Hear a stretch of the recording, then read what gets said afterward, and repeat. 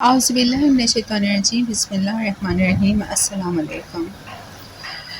آج کل لوگ زبان کا استعمال کرتے وقت بالکل خیال نہیں رکھتے کہ ہم اپنے الفاظ سے کسی کو کتنا ہرٹ کرتے ہیں، تو ہمیں زبان کا صحیح استعمال کرنا چاہیے۔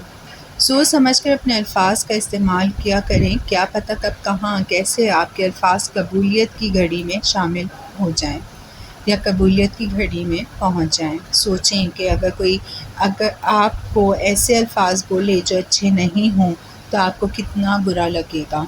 الفاظ کا وزن نہیں ہوتا مگر یہ دل کو چیر ڈالنے کا ہنر رکھتے ہیں۔ جب ان کو نام اعمال کے ترازو میں تولا جائے گا تو سب سے زیادہ وزن ہی ان کا ہوگا۔